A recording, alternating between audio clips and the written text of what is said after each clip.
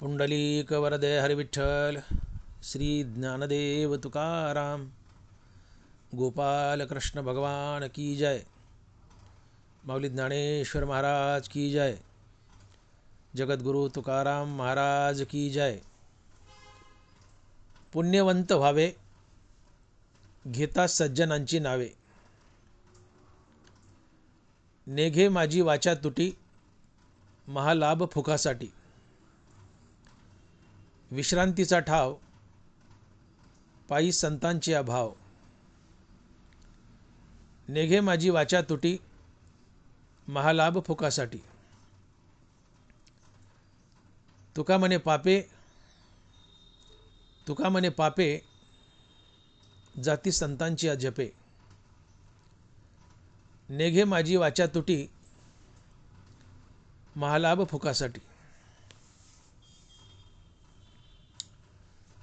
प्रस्तुत कीर्तनरूपी सेवेसाठी निवडलेला अभंग जगद्गुरु श्री संत तुकाराम महाराज यांचा चार चरणाचा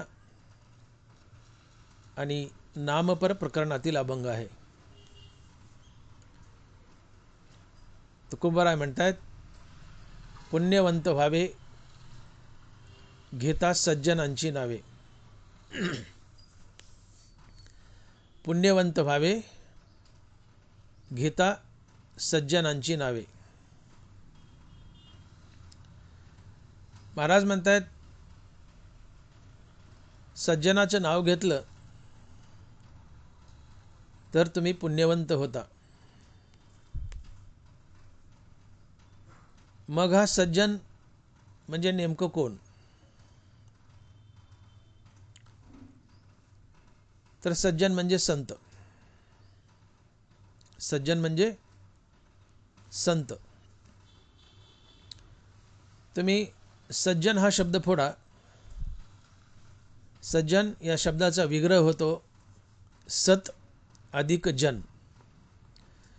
सत म्हणजे सत्य, जन म्हणजे माणूस। सत अधिक जन बरोबर सज्जन। सत म्हणजे सत्य, जन म्हणजे माणूस। अर्थात सज्जन म्हणजे सत्यानं वागणारा माणूस। सज्जन म्हणजे सत्यानं वागणारा माणूस आणि पूर्णतः सत्यानं वागणारा एकमेव संत असतो। संत आणि भगवंत हे सत्य असतात आणि सत्याने वागणार असतात। आणि म्हणून भगवंताला विठ्ठलाला म्हणतात, सत्य तू सत्य तू सत्य तू विठ्ठला। भगवंत सत्य, संतही सत्य, कारण संत आणि भगवंत एकच असतात। देव ते संत, देव ते संत, निमित्त त्या प्रतिमा। संत ते प्रत्यक्ष पुरुषोत्तम, ते चालते बोलते परब्रह्म। नाथ महाराज। आणि म्हणून देव आणि संत सत्य असतात। भगवंताला म्हणतात सद चिद आनंद। भगवंत सत्य, संत सत्य। आणि म्हणून जो सत्यानं वागतो तो सज्जन असतो। परंतु इथं तुकोबारायांनी अनेक वचनी शब्द टाकलाय। पुण्यवंत व्हावे घेता सज्जनांची नावे। सज्जनांची नावे हे अनेक वचने आले। संत अनेक असतात, भगवंत एकच असतो।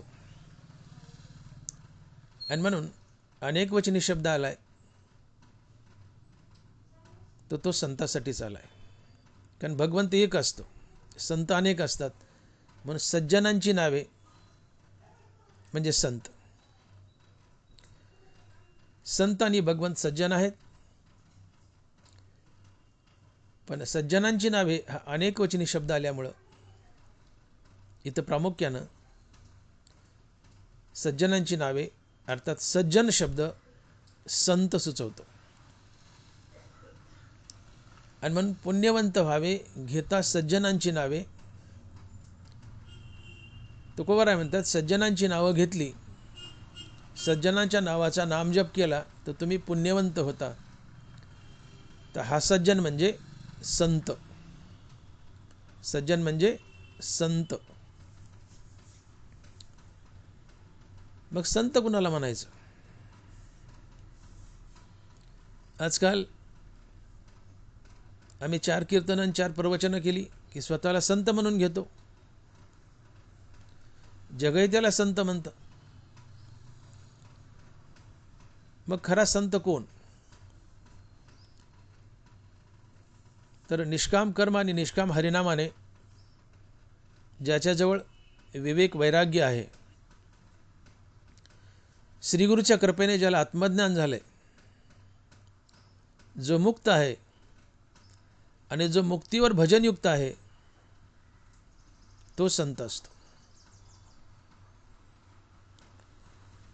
ज्याच्याजवळ विवेक वैराग्य आहे, श्रीगुरूच्या कृपेने ज्याला आत्मज्ञान झाले, जो मुक्त आहे आणि मुक्तीवर भजनयुक्त आहे, आणि ज्याने प्रत्यक्षात पांडुरंग पाहिलाय आणि पांडुरंगाने ज्याची चाकरी केली, असा महात्मा संत असतो. अर्थात जो मुक्तीवर भजनयुक्त असतो तो संत असतो. मुक्तीवरी भजनयुक्त महाभागवत उद्धव, ऐसा बोधची केवळू होणे असे निष्कळू, त्याही वरी भजन शिडू माझ्या ठाई. अर्थात मुक्तीवर भजनयुक्त आहे तो संत असतो. जो ज्ञान गिळून गोविंद गातो तो संत असतो. ज्ञान गिळूनी गावा गोविंदू. जो देवहून देवाचं नाव घेतो तो संत असतो. आणि म्हणून संताची व्याख्या सोप्यात सोपी करायची असेल तर जो देवहून देवाचं नाव घेतो तो संत असतो. आणि अशा संतांना सज्जन म्हणतात. सज्जन शब्दाचा अर्थ साधारणपणे आम्ही असा घेतो दैनंदिन जीवनात की चांगला माणूस, भला माणूस, अशांना आपण सज्जन म्हणतो की तो चांगला आहे बाबा, तो सज्जन आहे, तो भला माणूस आहे. चांगला भला अशा माणसाला आपण सज्जन म्हणतो. ठीक आहे, साधारण दृष्टीने सज्जन म्हणजे चांगला भला सद्गुणी यांना आपण सज्जन म्हणतो. पण सज्जन शब्दाचा खरा खरा अर्थ होतो सत्यानं वागणारा मनुष्य.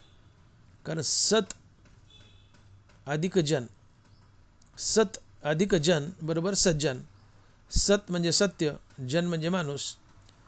जो पूर्णतः सत्यानं वागतो तो सज्जन, आणि पूर्णतः सत्यानं वागणारा संत असतो. संतांच्या जीवनात एकही दुर्गुण सापडत नाही.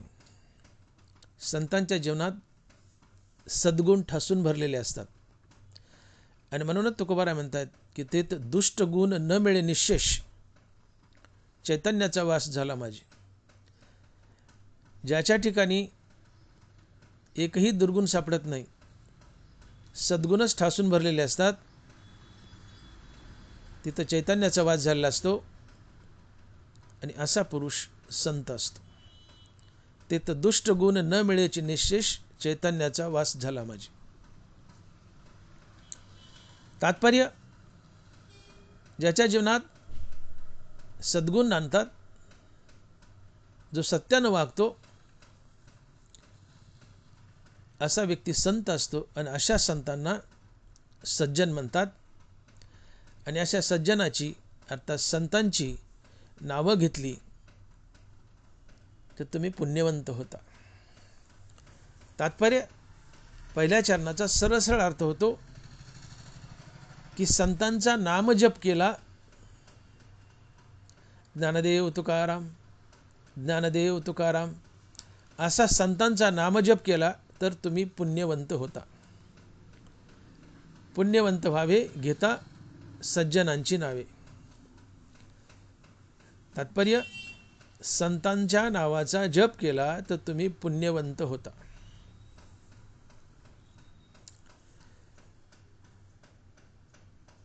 पुण्य अनेक गोष्टींनी मिळतं. पुण्याची व्याख्या करताना ज्ञानोबा लिहित आहेत, मनोनी या कारणे जे निपजे सत्वगुणे तया सुकृत ऐसे मने श्रोत समूह. जे सत्वगुणातून जन्माला येतं ते पुण्य असतं. मनोनी या कारणे जे निपजे सत्वगुणे तया सुकृत ऐसे मने श्रोत समूह. सत्वगुणातून, सत्कर्मातून, चांगल्या कर्मातून जे निर्माण होतं ते पुण्य असतं.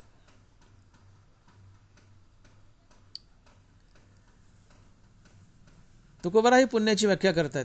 महाराज लिहित आहेत की पुण्य परोपकारा, पाप ते परपीडा. परोपकारातून जे जन्माला येतं ते पुण्य, सत्कर्मातून जे जन्माला येतं ते पुण्य. या दोन गोष्टीमुळे पुण्य जन्माला येतं. शिवाय संतांच्या आणि भगवंताच्या नामातूनही पुण्य जन्माला येतं. आणि आजच्या प्रस्तुत अभंगात तुकोबारा हेच सांगतायत की सज्जन म्हणजे संत, आणि संतांच्या नामजपातून पुण्य जन्माला येतं आणि तुम्ही पुण्यवंत होता. भगवंताच्या नामजपानंही पुण्य जन्माला येतं. हरिमुखे म्हणा, हरिमुखे म्हणा, पुण्याची गणना कोण करी. विठ्ठल म्हणता हरले पाप, पदरी आले पुण्यमाप. परोपकारातून पुण्य जन्माला येतं. सत्कर्मातून अर्थात सद्गुणातून पुण्य जन्माला येतं. भगवंताच्या नामजपानं पुण्य जन्माला येतं. संतांच्या नामजपानं पुण्य जन्माला येतं. या सगळ्या गोष्टीतून पुण्य जन्माला येतं. पण आजच्या प्रस्तुत अभंगात तुकोबारांनी एक वजनदार शब्द टाकलाय. नुसता पुण्य शब्द वापरला नाही, तर पुण्यवंत म्हटलंय. आणि सज्जनाच्या, संतांच्या नामजपानं तुम्ही फक्त पुण्यवान नाही तर पुण्यवंत बनता. पुण्यवंत. पुण्यवानापेक्षा पुण्यवंत शब्द वजनदार आहे, मोठा आहे, भारी आहे.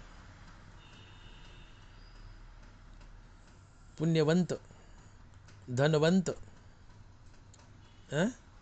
गुणवंत, बुद्धिवंत, विद्यावंत, जलवंत. पुण्यवान आणि पुण्यवंत जवळजवळ एकाच अर्थाचे शब्द आहेत, 19-20 म्हटल्यासारखं. पण पुण्यवानापेक्षा पुण्यवंत हा जरा मोठा पुण्यवान असतो. पुण्यवंतापेक्षा पुण्यवानापेक्षा पुण्यवंतापाशी पुण्याचा साठा विशेषत्वानं भरलेला असतो. पुण्यवानापेक्षा पुण्यवंतापाशी पुण्याचा साठा विशेषत्वानं भरलेला असतो. म्हणून पुण्यवंत हा पुण्यवानाच्याही पुढचा आहे. आणि तुकोबारा इथं विशेषत्वानं शब्दप्रयोग करतायत की पुण्यवंत व्हावे, घेता सज्जनांची नावे. समुद्र आहे, समुद्रात पाणी असतं. समुद्राला जलाशय म्हणतात, पण तो खऱ्या अर्थानं समुद्र जलवंत आहे. जलाशयापेक्षा जलवंत. म्हणजे ज्यातल्या पाण्याची सीमा तुम्हाला सांगताच येत नाही, एवढं आघात पाणी आहे समुद्रात. ते लिटरमध्ये, अशा बॅरलमध्ये, टिपाडामध्ये, टँकरमध्ये मोजता येत नाही. ज्याचं मोजमापच करता येत नाही किती पाणी असेल. अगाध साठा आहे. ते जलवंत आहे, समुद्र जलवंत आहे. तसं पुण्याचं मोजमाप करता येत नाही. अगाध पुण्य, तो पुण्यवंत असतो. समुद्राची खोली किलोमीटरमध्ये, आणि ती परिपूर्णपणे आजपर्यंत कुणाला सांगता आली नाही. ठिकठिकाणी या किलोमीटरचे आकडे वेगळे असतात. कुठं एवढा किलोमीटर, तर कुठं तेवढा किलोमीटर, तर कुठं तेवढा किलोमीटर. कुठं 100 तर कुठं 200 तर कुठं 300 तर कुठं 400 असे समुद्राच्या खोलीचे वेगवेगळे आकडे आहेत आणि ते किलोमीटरमध्ये आहेत. किलोमीटरमध्ये एवढा अगाध अगाध साठा आहे पाण्याचा. म्हणून समुद्र हा जलवंत आहे. तसं ज्याच्यापाशी अगाध पुण्याचा साठा आहे तो पुण्यवंत असतो. आणि असं पुण्यवंत तुम्ही सज्जनांची अर्थात संतांची नावं घेतल्यानं बनता. असं पुण्यवंत तुम्ही कशाने बनता? सज्जनाची अर्थात संतांची नावं घेतल्यानं. हनुमान महाराज म्हणतात की पुण्यवंत व्हावे घेता सज्जनांची नावे. मला असं वाटतं की ही पुण्यवंत हा शब्द संतांच्या नाम जपालाच लावलाय बहुतेक, असा माझा अंदाज आहे. इतरत्र फक्त पुण्य पुण्य पुण्य पुण्य शब्द आलाय. हरिमुखे म्हणा हरिमुखे म्हणा पुण्याची गणना कोण करी. विठ्ठल म्हणता हरले पाप पदरी आले पुण्य माप. पण पुण्यवंत व्हावे घेता सज्जनांची नावे. माझ्या दृष्टीनं तुकोबारांनी संतांना भगवंताच्या पुढे नेऊन ठेवले. संतांनी भगवंत एकच, पण संत हे भगवंताच्या कृपेने भगवंतापेक्षा मोठे असतात. आणि म्हणून तुकोबारांनी संतांना भगवंताच्या पुढे नेऊन ठेवले. हरिमुखे म्हणा हरिमुखे म्हणा पुण्याची गणना कोण करी. नुसतं पुण्य शब्द लावलाय, पण इथं पुण्यवंत शब्द लावलाय. भगवंताच्या नामाने पुण्य, संताच्या नामाने पुण्य, पण तिथं नुसता पुण्य शब्द, इथं पुण्यवंत शब्द आहे. तुकोबारांनी संतांना भगवंताच्या पुढे नेऊन ठेवले. संत भगवंताच्या कृपेने भगवंतापेक्षा मोठे असतात. आणि माझे संत माझ्यापेक्षा मोठे आहेत असं कोणी म्हटलं ते भगवंताला आवडतं. तैसे देवाची शक्ती पार्थ देवासी बहुती, परी माने स्तुती गौरव असे. आणि पुत्रे मी सर्वगुणी जिनावा हे बापा शिराणी, तरी ते शारंग पाणी फळा आली. माझा अर्जुन माझ्यापेक्षा मोठा आहे, माझ्यापेक्षा बलवान आहे असं म्हटलं की भगवान श्रीकृष्णाला आनंद व्हायचा. अर्जुन भगवान श्रीकृष्णाच्या कृपेनेच भगवान श्रीकृष्णापेक्षा जास्त बलवान होता.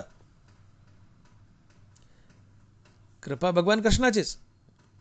भगवान कृष्णाच्या कृपेने अर्जुन भगवान कृष्णापेक्षा जास्त बलवान होता.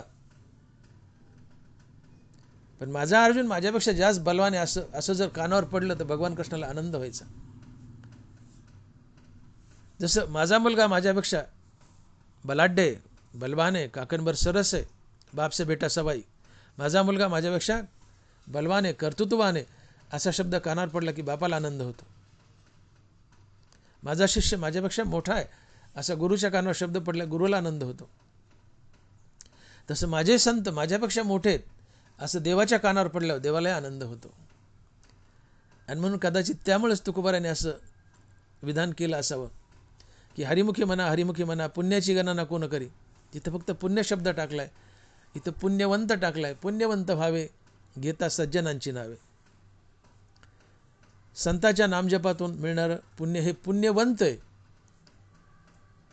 देवाच्या ठिकाणी मिळणारं पुण्य आहे. देव आणि संत एकच असतात, एकच आहे.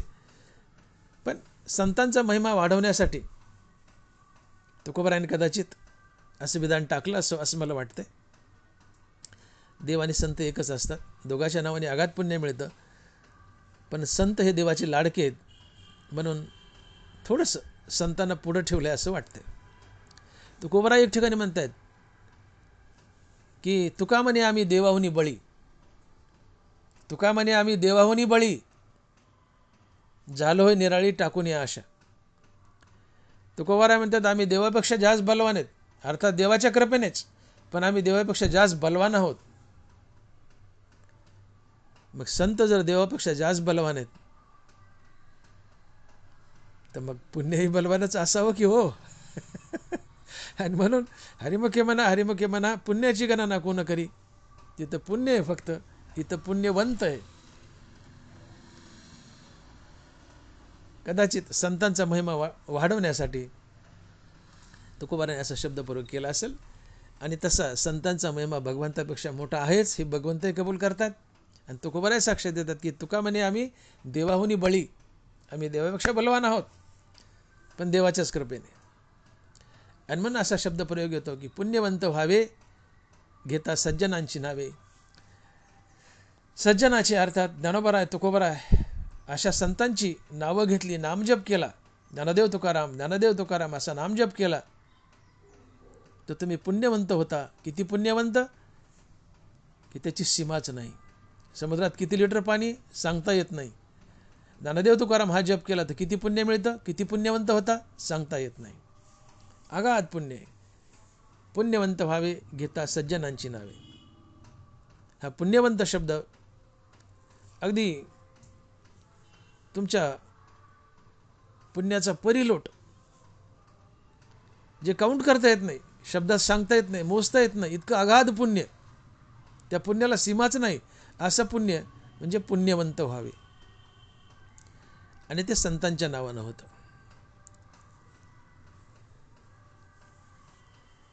असं पुण्यवंत तुम्ही संतांच्या नामजपानं होता. ज्ञानदेव तुकाराम ज्ञानदेव तुकाराम ज्ञानदेव तुकाराम असा निरंतर जप करा, तुम्ही पुण्यवंत होता. तुम्ही संतांच्या नामजपानं पुण्यवंत तर होता हो, पण संत एवढे उदार असतात की ज्यावेळेस तुम्ही संतांचा नामजप करता तेवढ्या काळाकरता संत त्यांचं संतपद तुम्हाला बहाल करतात. ज्ञानोबा साक्ष देतात, माऊली लिहित आहेत, विपाय जरी आठवेला चित्ता तरी दे आपली योग्यता, हे असो तया ते प्रशंसिता लाभो अति. तुम्ही सहज जर ज्ञानदेव तुकाराम सहज म्हटले, ज्ञानदेव तुकाराम ज्ञानदेव तुकाराम सहज म्हटले तर फायदा काय? तरी दे आपली योग्यता. विपाय जरी आठवेला चित्ता तरी दे आपली योग्यता. तुम्ही सहज ज्ञानदेव तुकाराम म्हटले तर ज्ञानदेव तुकाराम तेवढ्या काळा करतात, त्यांचं संतत्व तुम्हाला बहाल करतात. आणि ज्यावेळेस तुम्ही विशेष आवडीने ज्ञानदेव तुकाराम असा सारखा जाप करता त्यावेळेस ते तुम्हाला त्यांचं संतत्व कायमचंच बहाल करतात. विपाय जरी आठवेला चित्ता तरी दे आपली योग्यता, हे असो तया ते प्रशंसिता लाभो अति. तुम्ही ज्ञानदेव तुकाराम असा नामजप केला तर ज्ञानदेव तुकाराम त्यांचं संतपद तुम्हाला कायमचं बहाल करतात. हा संतांचा उदारपण आहे. संत उदार उदार हा संतांचा उदारपण आहे. तुम्ही त्यांचा नामजप केला, तुम्ही पुण्यवंत तर होताच हो, पण ते डायरेक्ट त्यांचं संतपदच तुम्हाला देऊन टाकतात. विपाय जरी आठवेला चित्ता तरी दे आपली योग्यता, हे असो तया ते प्रशंसिता लाभो अति. आणि म्हणून संत नामाचा जाप करायचा. संत नामाच्या जापाने संत आम्हाला संतपद बहाल करतात. संताच्या नाम जपाने आम्ही पुण्यवंत बनतो. आणि हे पुण्य हे एक चलन आहे. पैसा जसं दैनंदिन व्यवहारात एक चलन आहे, तुमच्याजवळ पैसा असला की संसारातली कुठलीही वस्तू तुम्ही विकत घेऊ शकता. परमार्थातली नाही, पण संसारातली कुठलीही वस्तू विकत घेऊ शकता पैशाच्या बळावर. तसं पुण्य हे एक चलन आहे. पुण्याच्या बळावर तुम्ही संसार आणि परमार्थ दोन्हीतील कुठलीही वस्तू विकत घेऊ शकता. पुण्याच्या बळावर तुम्ही देव विकत घेऊ शकता. पुण्याच्या बळावर तुम्ही संसारातली प्रत्येक वस्तू विकत घेऊ शकता. काय नव्हे केले एका चिंतिता विठ्ठले. विठ्ठलाच्या नामाचं चिंतन केलं की पुण्य, आणि या पुण्याने काही मिळतं, काही मिळतं. काय नव्हे केले एका चिंतिता विठ्ठले. तुम्ही विठ्ठलाच्या नामाचा जाप केला तर प्रत्येक गोष्ट प्राप्त करू शकता. आवडी विठ्ठल गायजे एकांती, अलभ्यते येती लाभ घरा. तुम्ही आवडीने एकांतात विठ्ठल नामाचं चिंतन केलं तर दुर्मिळ अशा गोष्टी, अलभ्य अशा गोष्टी तुमच्या घरी सहज येतात. म्हणून पुण्य हे चलन आहे. विठ्ठल नामानं, संत नामानं जे पुण्य मिळतं त्या पुण्याने लौकिकातली प्रत्येक गोष्ट तुम्ही मिळवू शकता आणि परमार्थातली प्रत्येक गोष्ट अर्थात आत्मज्ञान, हरिपद, संतपद, सायुज्य मोक्ष या नाना प्रकारच्या सगळ्या परमार्थातल्या गोष्टी तुम्ही मिळवू शकता. पण पुण्य हे चलन आहे. पुण्यानं काय काय होतं तुकोबाराज सांगतात. तिळतिळ पुण्य साच्या पडे तरी ते बहुता जन्मी जोडे, वाचेशी नाम तुझे आतुडे, समागम घडे संतांचा. तिळतिळ पुण्य साचवा लागतं.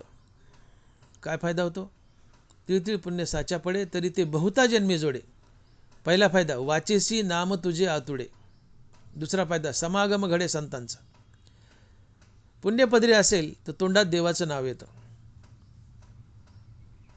आणि तुम्ही निरंतर देवाचं नाव घेऊ लागले की पुढे तुम्हाला संतांची भेट होते, आत्मज्ञान होतं आणि आत्मज्ञानानं तुम्हाला मोक्ष मिळतो, भगवंताची भेट होते किंवा मुक्तीवर भजनयुक्त असे तुम्ही संत होता.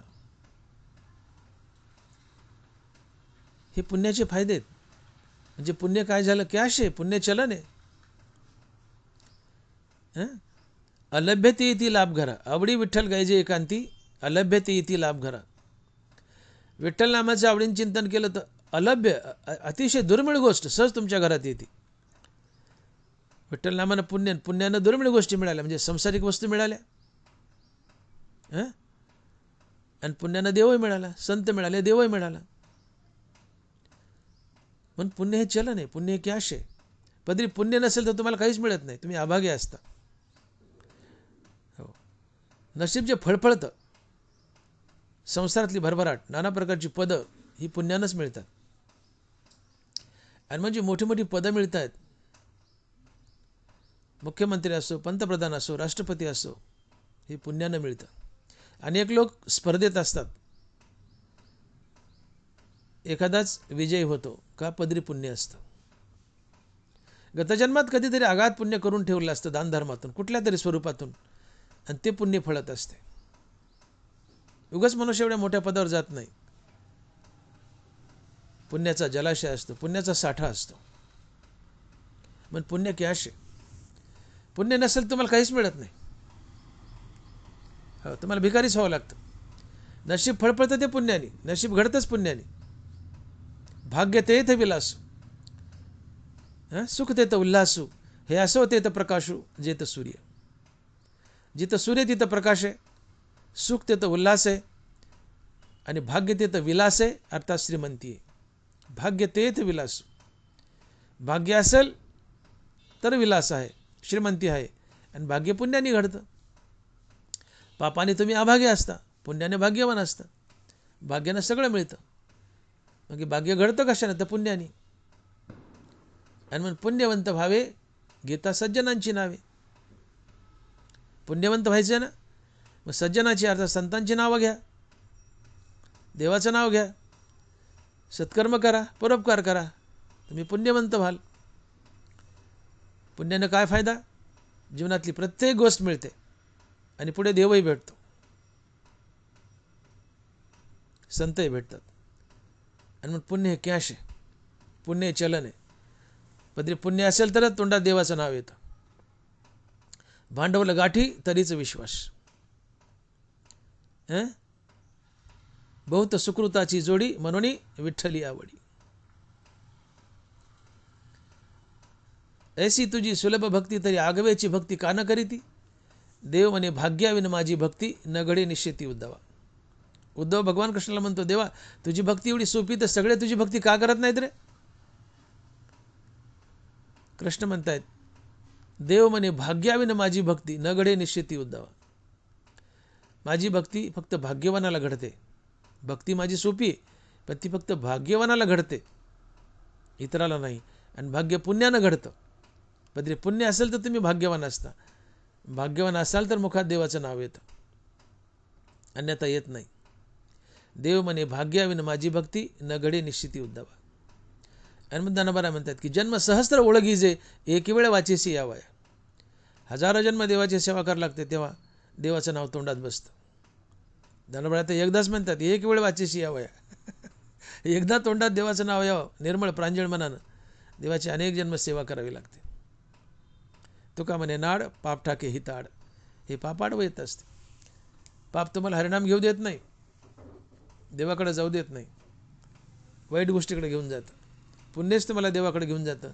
पुण्यामुळेच तोंडात देवाचं नाव येतं. आणि म्हणून संतांचा नामजप करा. संतांच्या नामजपानं तुम्ही पुण्यवान होता. तुम्ही पुण्यवान अर्थात पुण्यवंत झाले. संतांच्या नामजपानं तुम्ही पुण्यवंत होता. तुम्ही पुण्यवंत झाले की पुन्हा देवाचं नाव संताचं नाव जास्त तोंडात येतं. पुन्हा अजून पुण्यवंत होता. या पुण्यानं अजून देवाचं संताचं नाव तोंडात येतं. पुन्हा अजून पुण्यवंत होता. या पुण्यानं अजून देवाचं संताचं नाव तोंडात येतं. अजून पुण्यवंत होता. This is called as a vicious cycle. ही व्हिसियस सायकल एंडलेस आहे. पुण्यानं संताचं देवाचं नाव, संताच्या देवाच्या नावानं पुन्हा पुण्य, पुण्यानं पुन्हा संताचं देवाचं नाव, पुन्हा पुण्य. हे राडगाडगं चालूच असतं. तुम्ही अगाध अगाध गडगंज पुण्यवान बनता. एंडलेस असते. संताच्या देवाच्या नावानं पुण्य, पुण्यानं पुन्हा संताने देवाच्या नावाची गोडी, या नावानं पुन्हा पुण्य, पुन्हा पुण्यानं संताने देवाच्या नावाची गोडी. दिस इज अ व्हिसियस सायकल. आणि तुम्ही वरचेवर वरचेवर वरचेवर पुण्यवंत बनत राहता.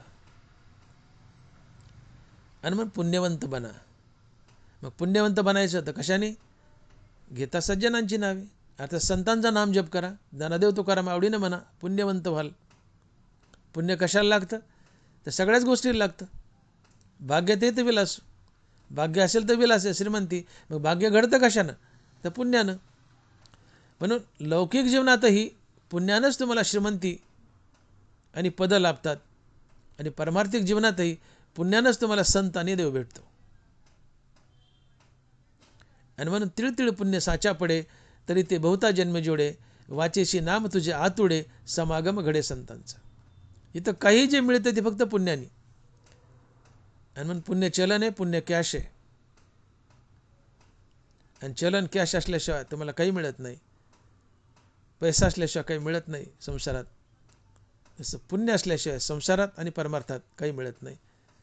म्हणून पुण्यवंत बनायचे, तुम्हाला सगळं मिळेल. पुण्यवंत बनले की सगळं मिळते, संसारातलं आणि परमार्थातलं. संत भेटतात, देव भेटतात पुण्याच्या बळावर. म्हणून पुण्यवंत बना. मग पुण्यवंत बनायचं कसं? तर घेता सज्जनांची नावे. पुण्यवंत बनायचं कसं? तुकोबा अभंगाच्या पहिल्या चरणात सांगतात की पुण्यवंत व्हावे घेता सज्जनांची नावे. पुण्यवंत व्हावे घेता सज्जनांची नावे. सज्जनांचं नाव घ्या, पुण्यवंत व्हाल.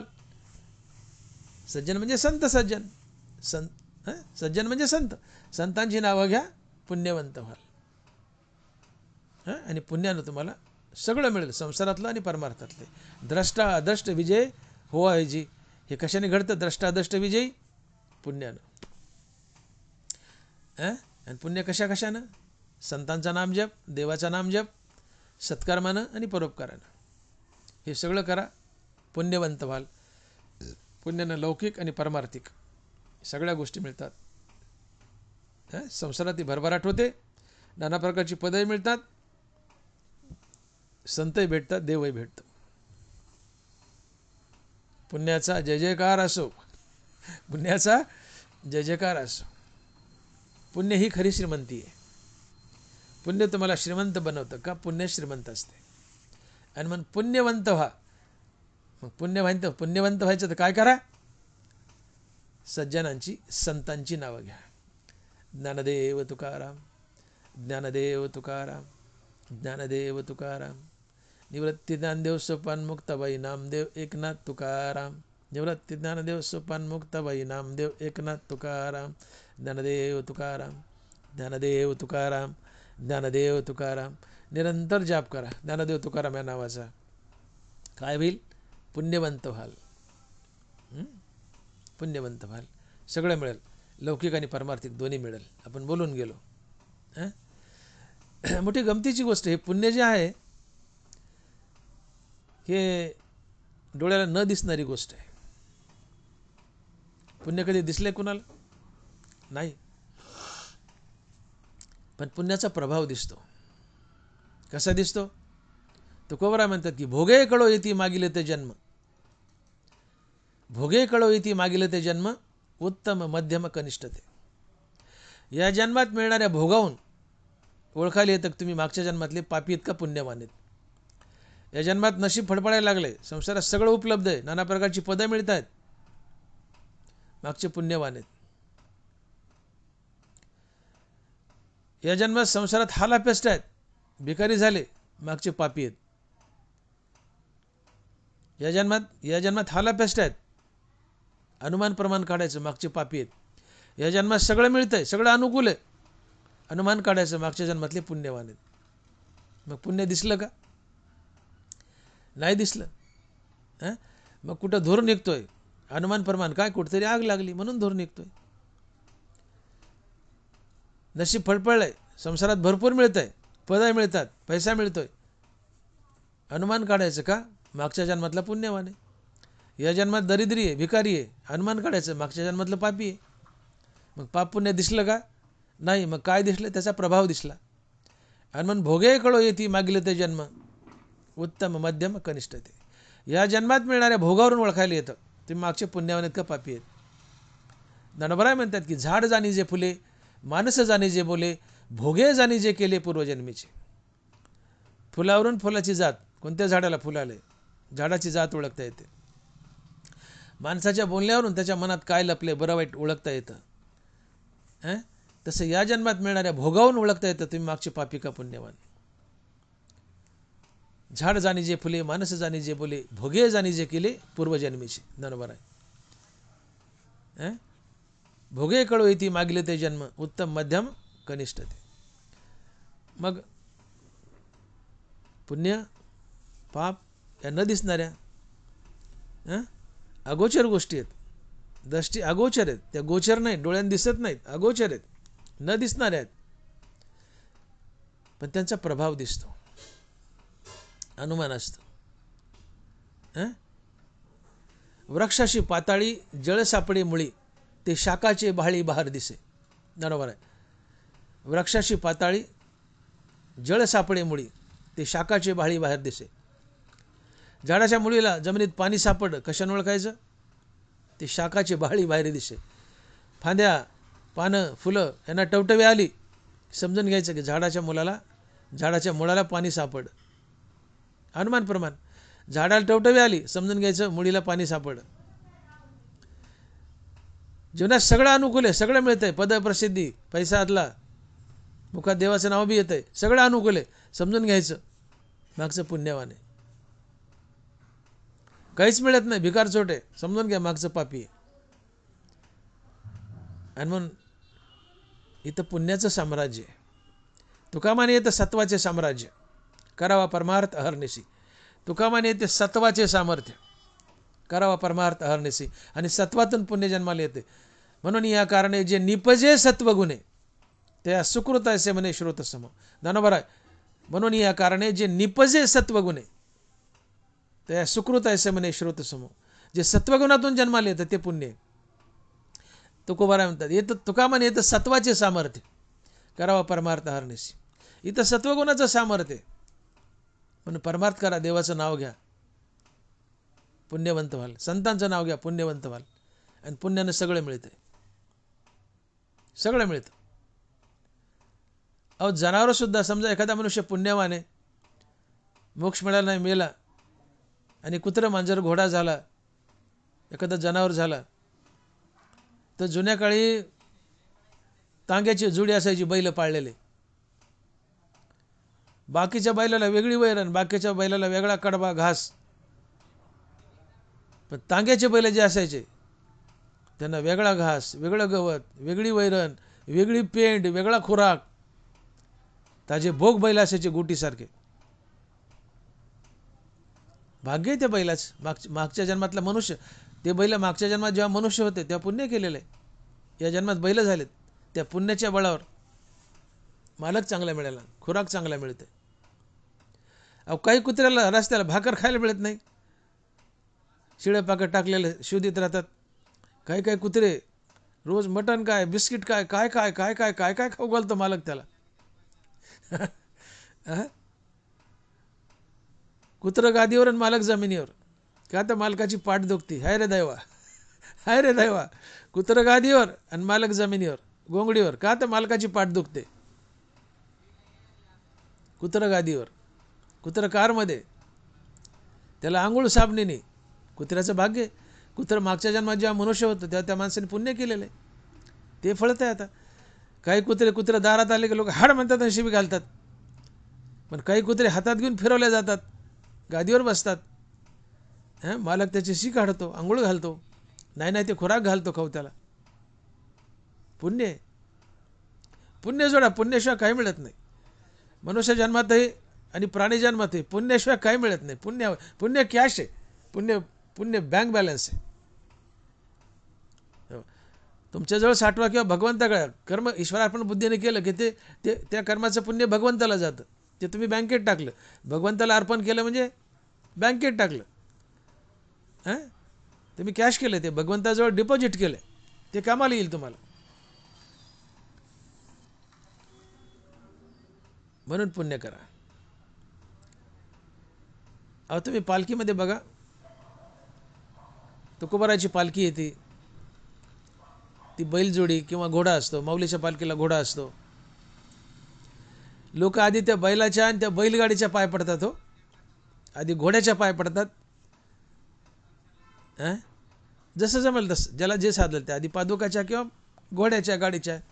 पण राहिलं माऊलीच्या पादुकाच्या पाय पडायला लयच गर्दी असेल, लोक घोड्याच्या पाय पडतात आणि घोड्यालाच माऊली समजतात, त्या बैलालाच तुकोबाराय समजतात. त्या बैलगाडीच्या दांडीला हात लावतात, त्या दांडीला तुकोबाराय समजतात.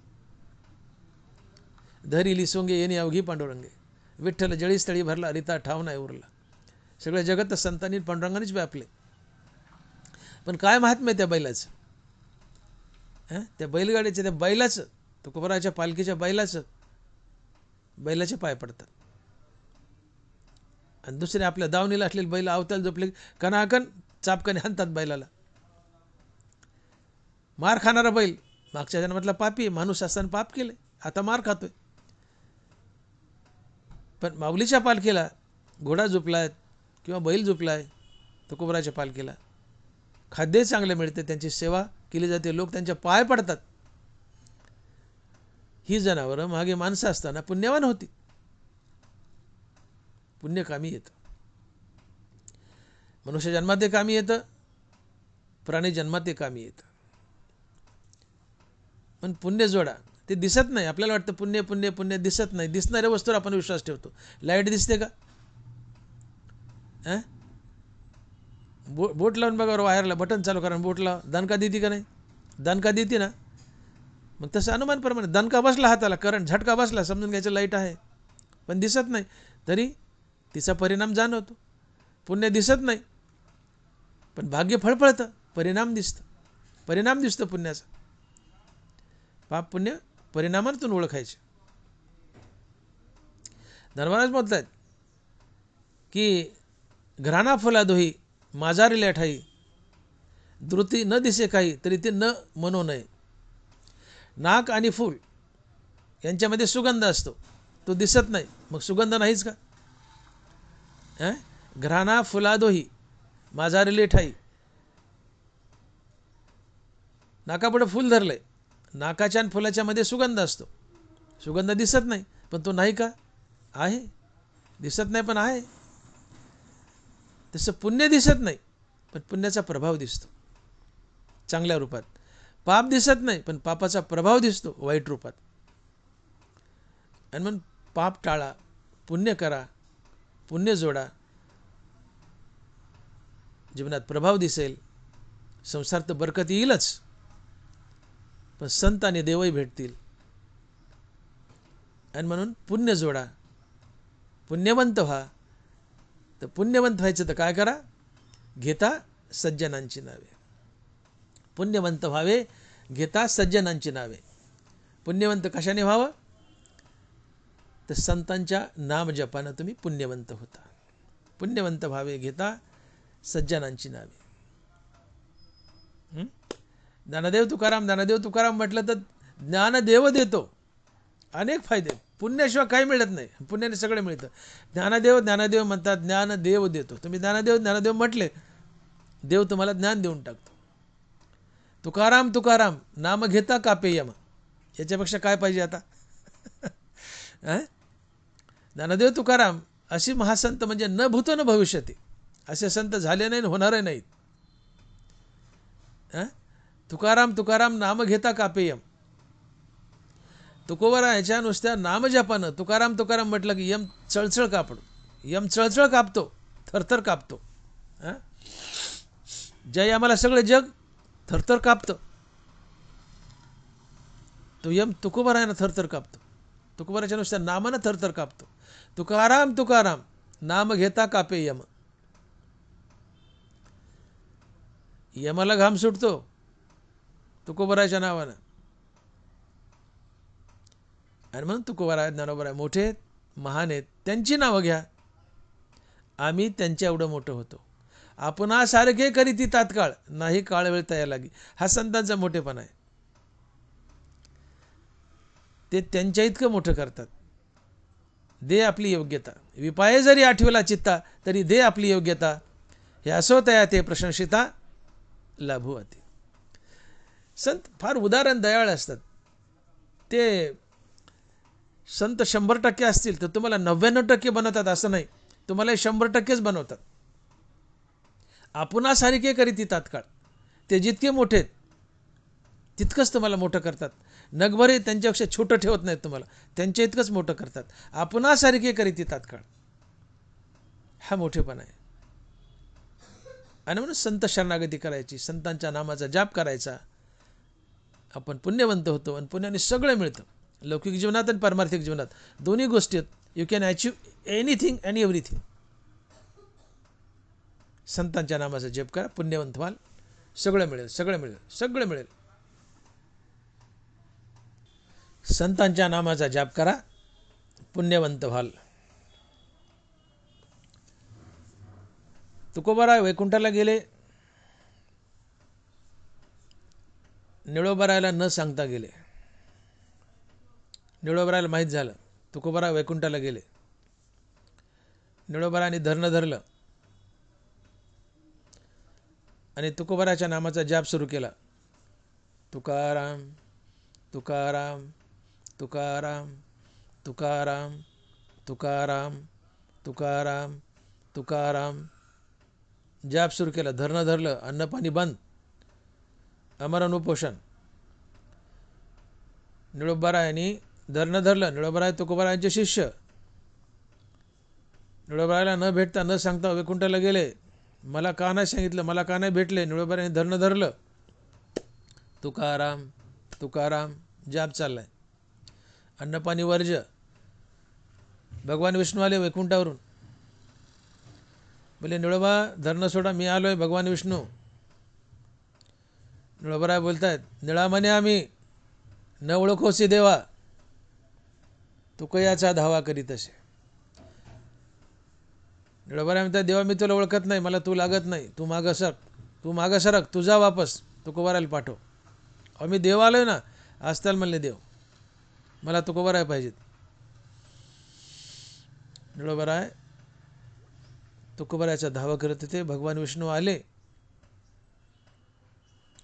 काय पुण्याचा जोर असतो. तुकाराम तुकाराम तुकाराम या नामजपानं, तुकाराम तुकाराम या नामजपानं, तुकोबारायच्या नामाच्या नामजपानं साक्षात महाविष्णू भगवान विष्णू आले. निळोबारायला भेट दिली, पण निळोबाने धिक्कारलं, जा म्हणले देवा माघारी, तुझी मला गरज नाही. निळा म्हणे आम्ही न ओळखोसी देवा, तुकयाचा धावा करीत असे. मला सांगायचं आहे की तुकाराम तुकाराम या नामजपानं निळोबाराने तुकोबारायचा धावा केला. तुकाराम तुकाराम या नामजपानं एवढं अगाध पुण्य, तो परिसर पुण्यानं फुलून गेला, फुलून गेला. साक्षात महाविष्णू आले. तुकोबारायच्या नामजपानं महाविष्णू आले. याला म्हणतात पुण्यवंत व्हावे. येता सज्जनांची नावे. तुकोबारायचं नाव घेतल्यानं महाविष्णू आले. निळोबाराय पुण्यवंत झाले. साक्षात महाविष्णू आले. महाविष्णूला वापस लावलं, तुकोबारायला परत यावं लागलं. तुकोबारायने भेट दिली निळोबारायला येऊन. एवढा संत नामाचा, संत जपाचा प्रभाव असतो. संत नामानं तुम्ही पुण्यवंत होता. संतांचा नाम जप करा, संसारिक आणि पारमार्थिक दोन्ही गोष्टी मिळतील. जीवनाचा उद्धार तर होईलच, संत आणि देव तर भेटेलच, पण संसारिक वस्तूही भेटतील. मग संतांचा नाम जप करा, पुण्यवंत व्हाल, पुण्यानं सगळं मिळतं. लौकिक पारमार्थिक दोन्ही गोष्टी मिळतात. संतांचा नाम जप करा, संत शरणागती करा. संत किती मोठा असतो? मी मागे बोलून गेलो. संत किती मोठा असतो? संत हा देवाचा देव असतो. मी बोलो की तुका म्हणे आम्ही देवाहुनी बळी, झालो निराळी टाकून या आशा. तुकोबारा बोलले आम्ही देवापेक्षा मोठे, देवापेक्षा बलवान आहेत, अर्थात देवाच्या कृपेनेच. ज्ञानोबा तेच सांगतायत, योगिया जो म्हणिजे तो देवाचा देव जाणिजे, सुख सर्वस्व माझे चैतन्य तो. दोन्ही संत काय सांगतात? तुका म्हणे आम्ही देवाहुनी बळी, राहिलो निराळी टाकून या आशा. आम्ही देवापेक्षा बलवान आहेत, तुकोबाराय म्हणतात. ज्ञानोबाराय म्हणतात, योगिया जो जाणिजे, योगिया जो म्हणिजे तो देवाचाही देव जाणिजे. योगी अर्थात संत हा देवाचाही देव असतो. देवाचं सुख सर्वस्व असतो, देवाचं चैतन्य असतो. सुख सर्वस्व माझे चैतन्य तो. संत देवाचाही देव असतो. अर्थात संत देवापेक्षाही मोठे असतात. मग का बरं? मग साहजिकच आहे, देवाच्या नावाने जे पुण्य मिळतंय तर संताच्या नावाने तेवढंच पुण्य किंवा त्यापेक्षा जास्त पुण्य मिळतं. आणि म्हणून मी बोललो की पुण्यवंत शब्द संताच्या नामजपाला लावलाय, देवाच्या नामजपाला फक्त पुण्य लावलंय. पुण्य हरिमुखे म्हणा, हरिमुखे म्हणा, पुण्याची गणना कोण करी. विठ्ठल म्हणता हरले पाप, पदरी आले पुण्य माप. पुण्य शब्द लावलाय दोन्ही संतांनी भगवंताच्या नामजपाला. संतांच्या नामजपाला पुण्यवंत लावले. पुण्यवंत व्हावे घेता सज्जनांची नावे. संतांनी भगवंत एकच, पण संतांचा महिमा वाढवलाय. संत देवाच्या कृपेने देवापेक्षा मोठे असतात.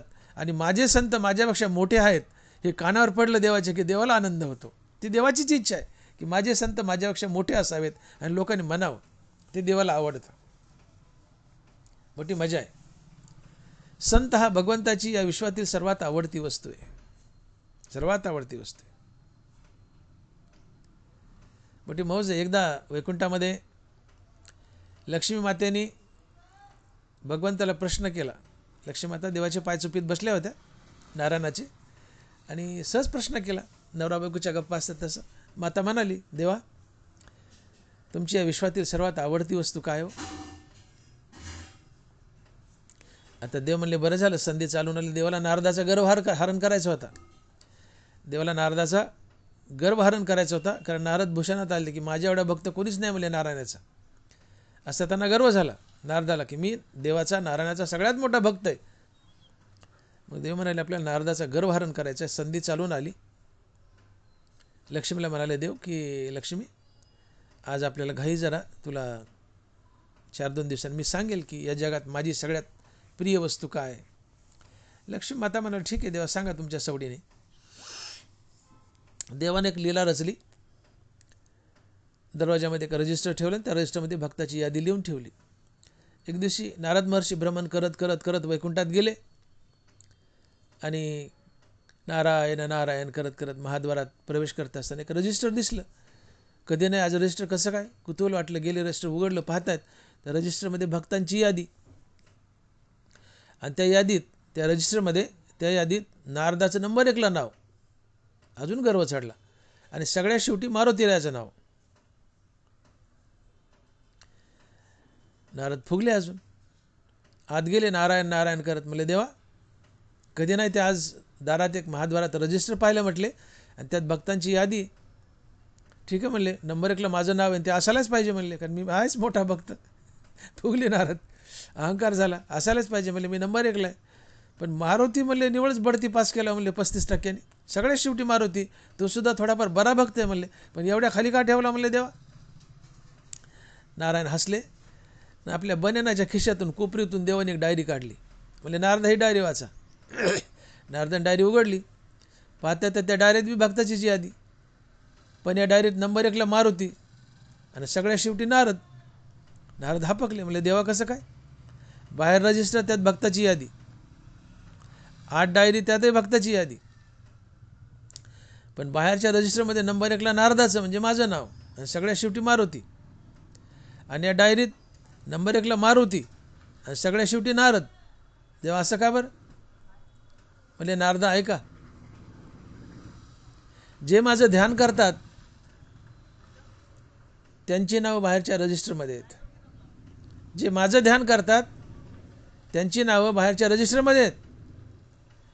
परंतु मी ज्यांचं ध्यान करतो त्यांची नावं या डायरीत आहेत आणि त्यात नंबर 1ला माझा मारुती आहे.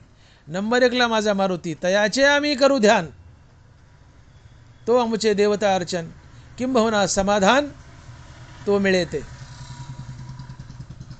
आणि नारदा तू माझं ध्यान करतो यात काय नवल आहे? मी तुझं ध्यान करावं यात नवल आहे. तू माझं ध्यान करतो पण मी मारुतीचं ध्यान करतो, हे विशेष आहे. देवाने आमचं ध्यान करावं, देवाने आमचा नामजप करावा, हे आमचं मोठेपण असतं. नारदाचा गर्व पंक्चर झाले. नारद खरखर खरखर चेहरा उतरला नारदाचा, नारद निघून गेले. हा सगळा प्रकार लक्ष्मी माता चरणावर बसल्या होत्या आणि पाहत होत्या. लक्ष्मी मातेच्या लक्षात आलं की अरे अरे अरे, देवाची या विश्वातील सर्वात आवडती वस्तू संत आहे. मारुती संत होते, भक्त होते प्रभू रामचंद्राचे. देवाची या विश्वातील सर्वात प्रिय वस्तू आहे संत. पण तरी बायकाला मोठी खोटी आशा असते. बायकोला वाटलं, आता लक्ष्मी मातेला वाटलं की देवाची सगळ्यात प्रिय वस्तू संत आहे, पण नंबर 2ला तरी मी असेल लक्ष्मी. म्हणजे देवा नंबर 2ला कोणी सांगा ना, नंबर 1ला संत आहे पण नंबर 2ला कोणी सांगा ना. देव म्हणाले नंबर 2ला आहे गीता ज्ञानेश्वरीचा वक्ता. लक्ष्मी माता हापाकल्या पुन्हा. नंबर 1ला संत, नंबर 2ला गीता ज्ञानेश्वरीचा वक्ता. नरबरा लिहितात, तैसा भूमंडळी आगवा आन न देखे पांडवा, जो गीता सांगे मिळावा भक्तजनांच्या. देव म्हणतात मी तसा माणूसच पाहिला नाही पृथ्वीवर. कसा? की जो माझ्या भक्तगणाला गीता ज्ञानेश्वरीची मेजवानी खाऊ घालतो. तसा माणूसच नाही या पृथ्वीवर. अर्जुना या ठायवरी मी तया ते सुये जिव्हारी, जो गीतार्थाचे करी परगुणे संता. भगवान श्रीकृष्ण भगवान विष्णू बोलतायत की जो मनुष्य माझ्या भक्तांना ज्ञानेश्वरी गीतेची मेजवानी खाऊ घालतो, त्याला मी माझ्या हृदयात बसायला जागा देतो. तसा या पृथ्वीवर माणूसच नसतो दुसरा, आणि तो मला प्राणप्रिय असतो. लक्ष्मी, या जगातील नंबर 2ची प्राणप्रिय वस्तू माझी काय असेल तर तो आहे गीता ज्ञानेश्वरीचा वक्ता. नंबर 1ची प्राणप्रिय वस्तू माझी संत, नंबर 2ला गीता ज्ञानेश्वरीचा वक्ता. तरी बायकाला मोठी खोटी अशी असते. बायकोला वाटलं नंबर 3ला तर मी असेल. म्हणले देवा नंबर 2ला नाही, पण अजून आशा सोडली नाही. नंबर 3ला म्हणले लक्ष्मी घाबरू नको, नंबर 3ला तू आहेस. नंबर 2ला नव्हती, तुला आशा होती. खोटी होत नाही पण तुला आशा होती. पण नंबर 2ला तू नाही. नंबर 2ला गीता ज्ञानेश्वरीचा वक्ता आणि नंबर 3ला तू आहेस. नंबर 3ला तू आहेस. संत भगवंताची या विश्वातील सर्वात प्रिय वस्तू आहे, सर्वात प्रिय वस्तू. भगवंताला या विश्वात काय आवडत असेल तर फक्त संत आणि संत, दुसरं काही नाही. आणि म्हणून संत हे देवाच्याही पेक्षा मोठे असतात. तू का म्हणे आम्ही देवाहुनी बळी, राहिलो निराळी टाकून या आशा. हां, योग्या जो मनीजे तो देवाचाही देव जाणीजे, सुख सर्वस्व माझे चैतन्य तो. संत नरबरा तुकोबारासारखे संत देवाचेही देव असतात, देवापेक्षाही बलवान असतात, अर्थात देवाच्याच कृपेने, पण देवापेक्षा मोठे असतात. मग त्यांचं नावही देवापेक्षा मोठं असेलच किंवा साहजिक. म्हणून हरिमुखी म्हणा, हरिमुखी म्हणा, पुण्याची गणना कोण करी, फक्त पुण्य शब्द आहे. पण पुण्यवंत भावे घेता सज्जनांची नावे. संताच्या नावानं पुण्यवंत, देवाच्या नावानं पुण्य. पण हे देवाला आवडतं. जसं मुलगा कर्तबगार निघाला बापाला आवडतं, संत कर्तबगार निघाले देवाला आवडतं. का संत ही देवाची विश्वातील सर्वात आवडती वस्तू आहे. संत ही साक्षात देवाची लेकरं असतात. एकदा एका माणसाने कुठल्या तरी कार्यक्रमाच्या निमित्तानं सुहासिनी जेवायला बोलवल्या.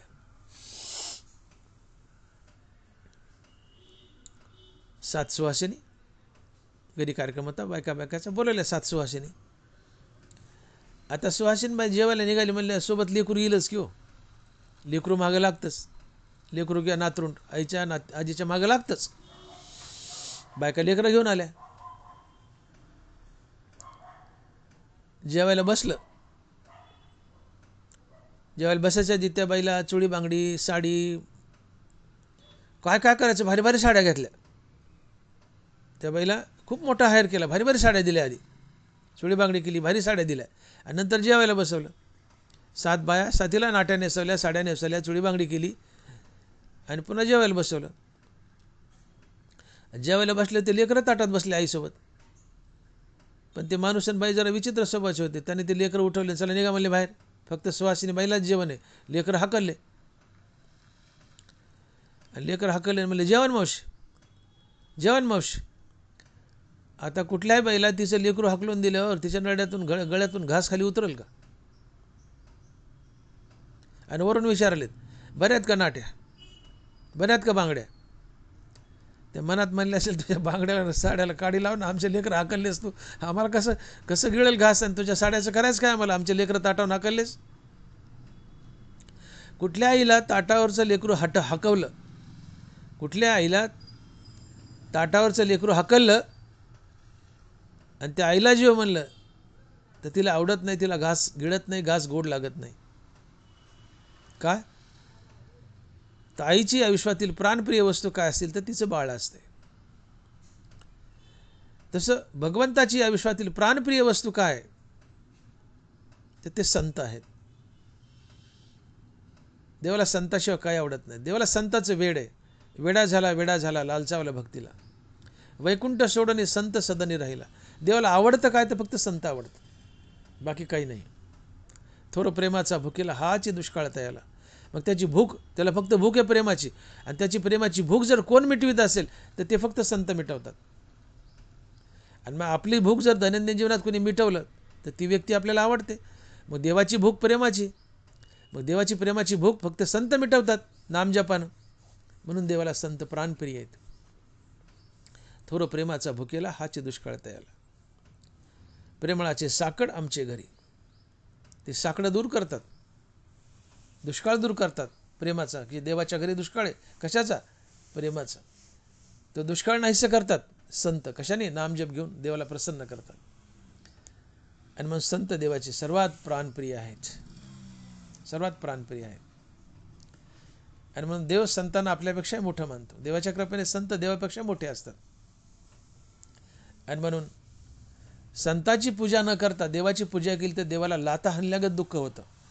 नाथमहाराज साक्ष देत आहेत, संतांची पूजा न करता माझी पूजा करी सर्वथा, त्याने मज हानितल्या लाथा की माझ्या घाता प्रवर्तला. एखादा मनुष्य संताचा नामजप करत नाही, संतांची पूजा करत नाही, संतांचे फोटो घरात ठेवत नाही आणि देवाची पूजा करतो तर देव म्हणतो मला लाथा हाणल्यागत दुःख होतं.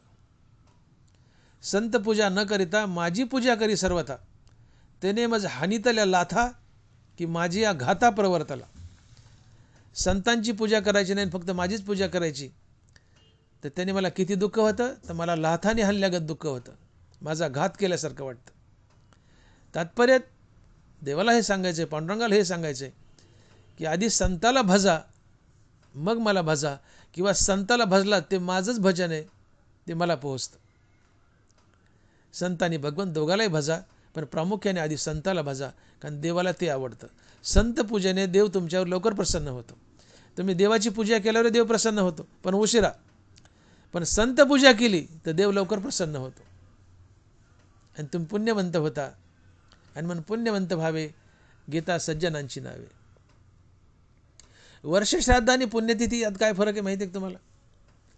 साधारण मनुष्य मेला तर ते वर्षश्राद्ध असते, पण आम्ही आजकाल दिमाखाने म्हणतो की आमच्या बापाची पुण्यतिथी आहे, आमच्या माईची पुण्यतिथी आहे, ते आमच्या सोयऱ्याची पुण्यतिथी आहे, मी जेवायला चाललो. अरे बा ती पुण्यतिथी नसते, ते वर्षश्राद्ध असते किंवा दिवस असतो.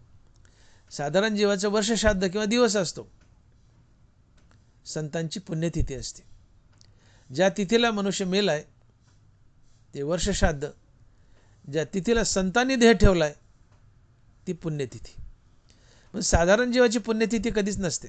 आम्ही लिहितो पत्रिकेवर पुण्यतिथी पुण्यतिथी.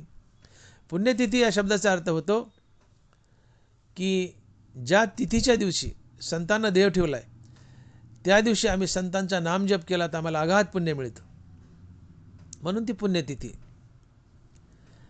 मग साधारण मनुष्य मेला आहे आणि त्याच्या मेलेल्या दिवशी जर आम्ही त्याचं नाव घेतलं ते मेलेल्या माणसाचं तर आम्हाला पुण्य मिळतं का? ते कुठं किड्यामुंगीच्या जन्माला गेले कुत्र्या मांजराच्या, त्याच्या नावाने काय आम्हाला पुण्य मिळणार आहे? म्हणून साधारण जीवाची पुण्यतिथी नसते, दिवस असतो किंवा वर्ष श्राद्ध असते. पुण्यतिथी फक्त संतांचीच असते. जसं जयंती फक्त संत आणि भगवंत यांचीच असते. आम्ही कुणाच्या मागं जयंती लिहायला लागलो, अमकी जयंती तमकी जयंती फलान जयंती बिस्तान जयंती, नाही नाही. जयंती फक्त संत आणि भगवंताची असते. जयंती या शब्दात बघा, जयंती जयवंत, जयंती म्हणजे जयवंत. जयंत म्हणजे ज्याने मृत्यूचा अंत केलाय आणि जय मिळवलाय, ज्याने मृत्यूवर जय मिळवलाय, अंतावर जय मिळवला. अंत म्हणजे मृत्यू. ज्याने मृत्यूवर जय मिळवलाय, ज्याने मृत्यूचा अंत केलाय ते जयंत. जय मिळवलाय, मृत्यूवर जय मिळवलाय ते जयंत. जय मिळवला, अंतावर जय मिळालाय ते जयंत. आता ज्याने जन्ममृत्यूवर विजय मिळवला ते संत असतात. आणि म्हणून जयंत शब्द फक्त संतांना लागतो आणि मग जयंती फक्त संताची असते आणि भगवंताची असते. आणि म्हणून जयंती आणि पुण्यतिथी फक्त संत आणि भगवंताचीच असते, साधारण जीवाची नाही. पण आम्ही कुणाची जयंती करतो आणि कुणाची पुण्यतिथी करतो.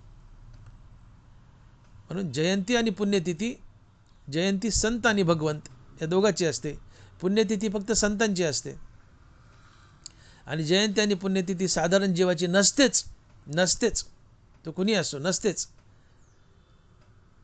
आणि म्हणून जयंती संत आणि भगवंत यांची असते, पुण्यतिथी फक्त संतांची असते. कारण ज्या तिथीला संतांना देह ठेवला आहे त्या तिथीला आम्ही संतांचा नामजप केला तर आम्हाला अगाध पुण्य मिळतं, आम्ही पुण्यवंत बनतो, म्हणून ती पुण्यतिथी. आणि म्हणून पुण्यतिथी संतांची असते, साधारण जीवाची नाही. म्हणून साधारण जीवाची पुण्यतिथी करू नका. करा पण त्याला पुण्यतिथी म्हणू नका, त्याला वर्षश्राद्ध म्हणा किंवा दिवस म्हणा.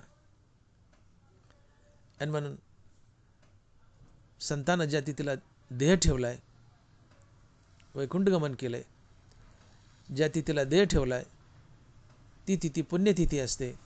आणि त्या तिथीला एरवी तर नामजप कराच, पण त्या तिथीला विशेषत्वानं संतांचा नामजप करा, अगाध पुण्य मिळेल, तुम्ही पुण्यवंत व्हाल.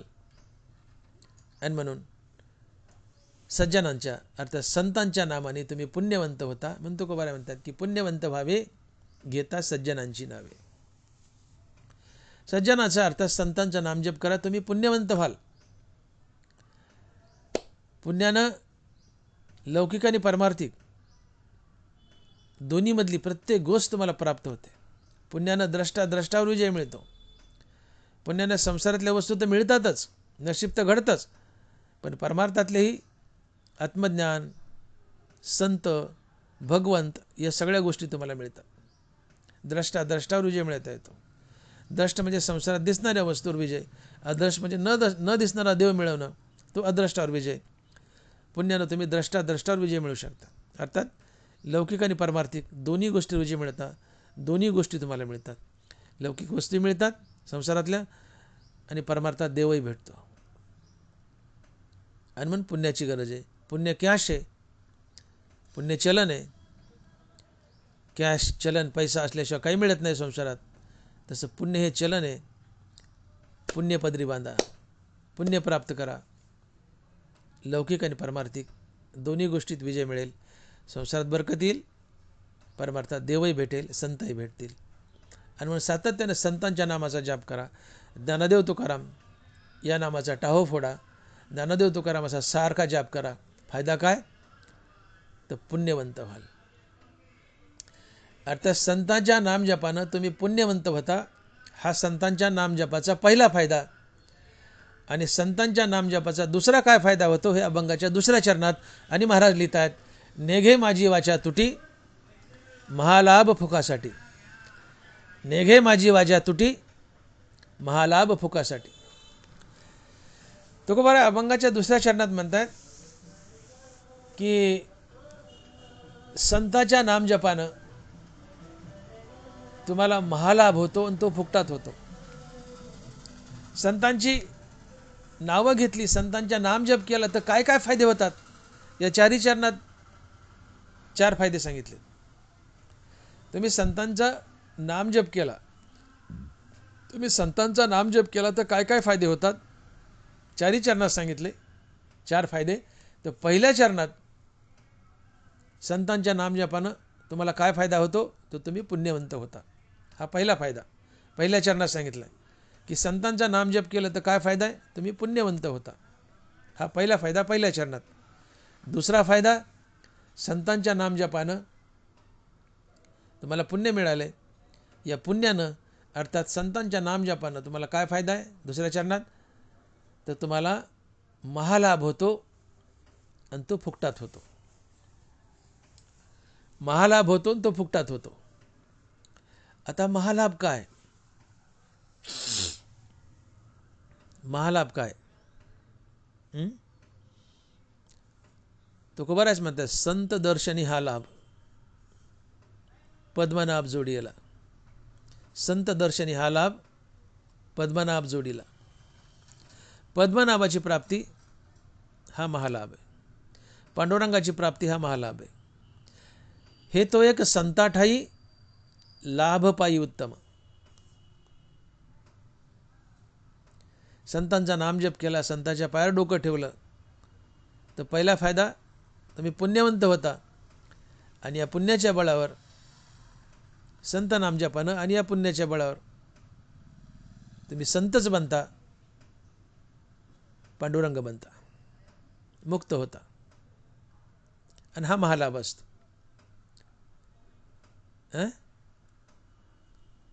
हे तो एक संताठाई लाभ पायी उत्तम. आत्मलाभासारिखे गोमटे काही न देके, म्हणून भोग विषयके हरिके जना.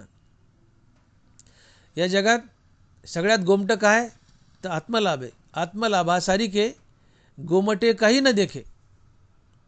या जगात सगळ्यात गोमटं अर्थात सगळ्यात चांगलं काय असेल तर ते आत्मलाभ. आणि आत्मलाभ म्हणजेच महालाभ, कारण तो गोमटा आहे, सगळ्यात चांगला आहे. सगळ्यात चांगलं ते महा असते. पण महालाभ म्हणजे आत्मलाभ. आत्मलाभ म्हणजे आत्मस्वरूपाची ओळख पटणं, म्हणजेच मुक्त होणं, म्हणजे देव होणं अर्थात हरिपद मिळणं, पुढे संतपद मिळणं. म्हणजे तुम्ही मोक्षपद मिळवणं आणि पुढे संतपद मिळवणं हा महालाभ असतो. भगवंताची प्राप्ती करणं हा महालाभ असतो. तुम्हाला वस्तू प्राप्त झाली पण तिचा नाश होतोय, त्याला लाभ म्हणता येईल का? तुम्हाला गडगंज पैसा मिळाला, पद मिळाली, धन दौलत मिळाले, तुम्ही फार मोठ्या पदावर आहेत आणि कोट्याधीश आहेत, पण ही पद आणि वस्तू तुम्हाला सोडतात किंवा तुम्हाला त्या सोडाव्या लागतात, मरावं लागतं. मग धन दौलत आहे, पद आहेत, पण त्या वस्तूंनी तुम्हाला सोडलं किंवा तुम्ही त्यांना सोडलं, हा लाभ झाला का? अहो हानी उलट. जे आम्हाला सोडतं ते लाभ कसला? जे आम्हाला कधीच सोडत नाही तो लाभ असतो. ज्याचा कधी नाश होत नाही तो लाभ असतो. आणि अशी एकच वस्तू आहे, ती आहे हरिपद अर्थात संतपद. देशकाळ स्वभावे वेचू जाया न संभवे, ते पद माझे पावे अविनाश तो. देशकाळ स्वभावे वेचू जया न संभवे, ते पद माझे पावे अविनाश तो. देशानं काळानं कधीही ज्याचा कधीच नाश होत नाही असं अविनाशी पदाची प्राप्ती, ते पद आहे हरिपद अर्थात मोक्षपद अर्थात संतपद. आणि अशा हरिपदाच्या आणि संतपदाच्या प्राप्तीला म्हणतात महालाभ. हाच आत्मलाभ असतो. आणि म्हणून आत्मलाभ होणं, हरिपद मिळवणं, संतपद मिळवणं हा महालाभ आहे. आणि जीवनातली सर्वात सर्वात मोठी प्राप्ती आणि सर्वात शेवटची प्राप्ती, याच्या पुढे प्राप्त करायचं काही राहत नाही. आत्मलाभ म्हणजेच हरिपद आणि त्याच्यापुढे संतपद. हे संतपद मिळवलं हा महालाभ आहे. याच्या पुढे काही प्राप्त करायचं शिल्लक राहत नाही. It is a final achievement of the life. आत्मलाभ, हरिपद आणि संतपद. It is a final achievement of the life. त्याच्यापुढे तुम्हाला काहीही प्राप्त करायचं शिल्लक राहत नाही. गंगा समुद्राला मिळाली, तिचा वेग थांबला. संतपद प्राप्त झालं, तुमचा वेग थांबला. पुढं प्राप्त करायचं काही शिल्लक राहत नाही. That is final and last. Final, full and last achievement. त्याच्यापुढं काही मिळवायचं राहिलेलं शिल्लक नसते. आणि असा महालाभ अर्थात आत्मलाभ, महालाभ म्हणजे आत्मलाभ, हरिपद आणि संतपद हे सगळे एकाच अर्थ शब्द आहेत. नगबद इकडे तिकडे फरक आहे. आत्मलाभ, हरिपद आणि संतपद याची प्राप्ती म्हणजे महालाभ. आणि हा महालाभ तुम्हाला फुकटात मिळतो. तुम्हाला फुकटात मिळतो कशानं? तर संतांचा नामजप केल्यानं. संतांचं नाव घ्यायला काय पैसे लागतात का? तुकोबाराय म्हणतात, नाम घेता न लगे मोल. नाम घेता न लगे मोल. नाव घ्यायला काय पैसे लागतात होय? एखादी वस्तू 10,000 रुपयाला आहे.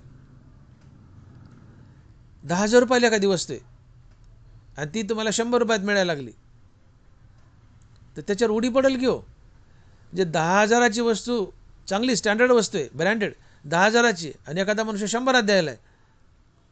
आता मी एकाच्या 10 वस्तू घेताल ना, द्या, त्याच्यावर उडी पडेल. कारण 10,000च्या तुलनेत 100 रुपयात म्हणजे फुकटच मिळालं ते. मग बाकीची जी साधनं आहेत, अष्टांग योग आहे, जप आहे, तप आहे, अमकं आहे, टमकं आहे, 12 भानगडी आहेत, याच्या तुलनेत संतांचा नामजप हे फुकटच आहे. जरी संतांचा नामजप घ्यायच्या मला ज्ञानदेव तुकाराम जीभ अडकून टाकते, तुम्हाला एंगेज राहावं लागतं. पण ती जी तपश्चर्या, एका पायावर उभा राहा, 5-5, 10-10 वर्ष, ओम नमः शिवाय, ओम विष्णुये नमः, ओम ब्रह्मये नमः, असं 10-10 वर्ष एका पायावर उभा राहून तपश्चर्या करा. किती कष्टदायी.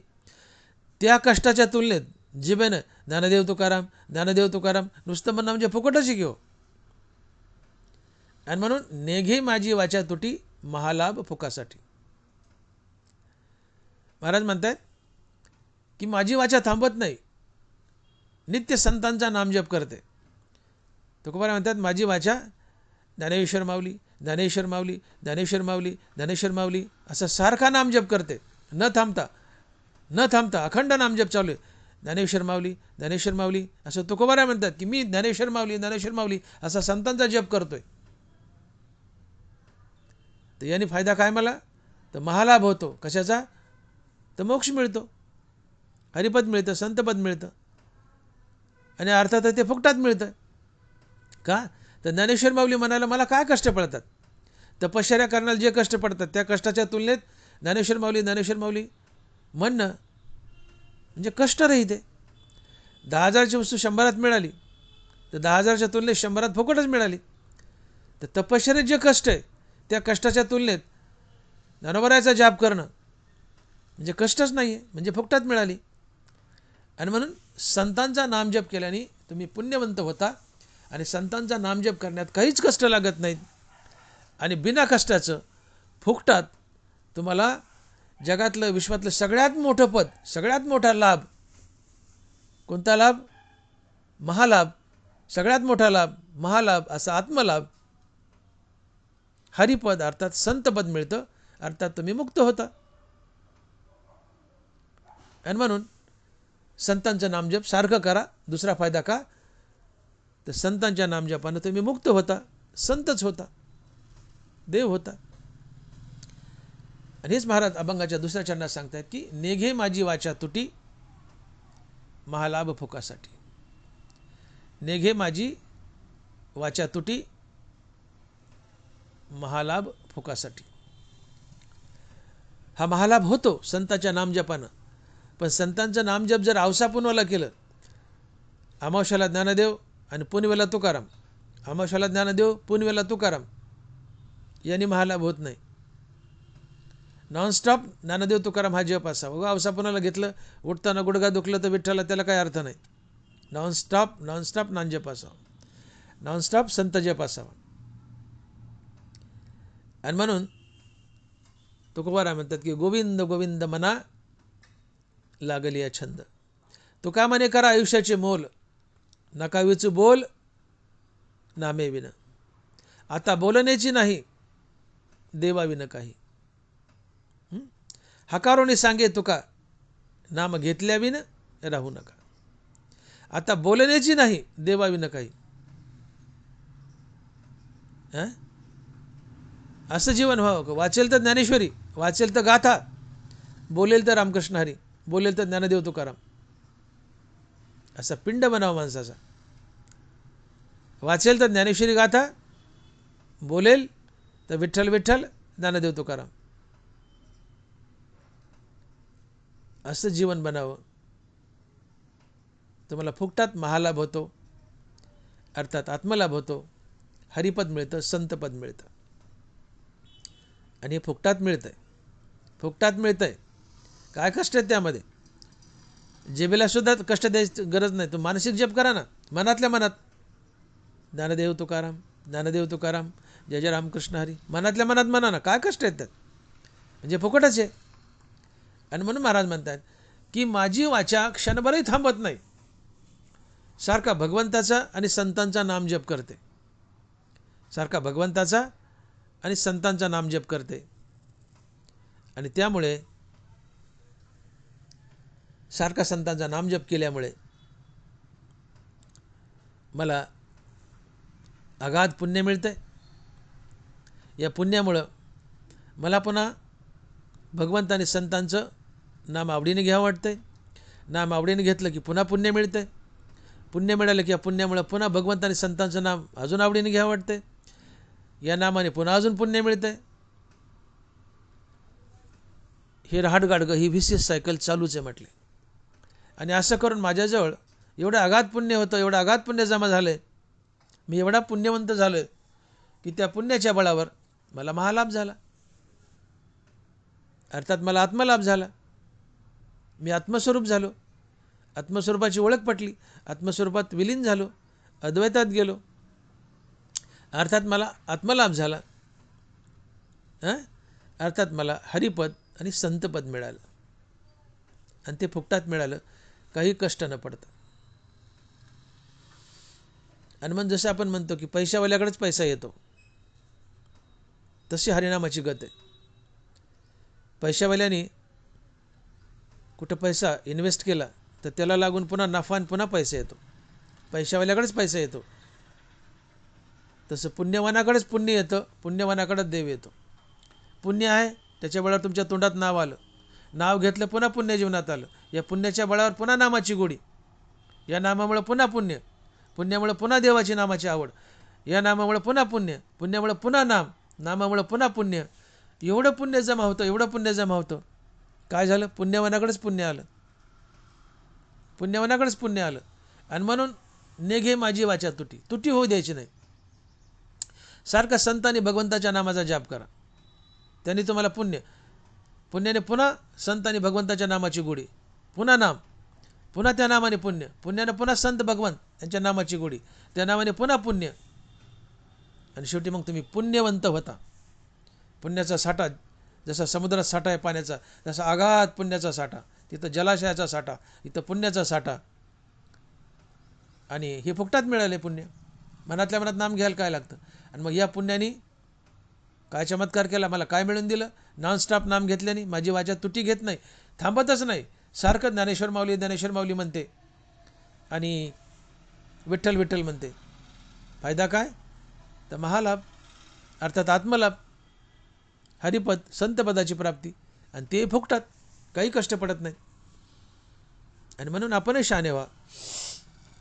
सारखं ज्ञानदेव तुकाराम, ज्ञानदेव तुकाराम या संत नामाचा जाप करा, रामकृष्ण हरी या नामाचा जाप करा.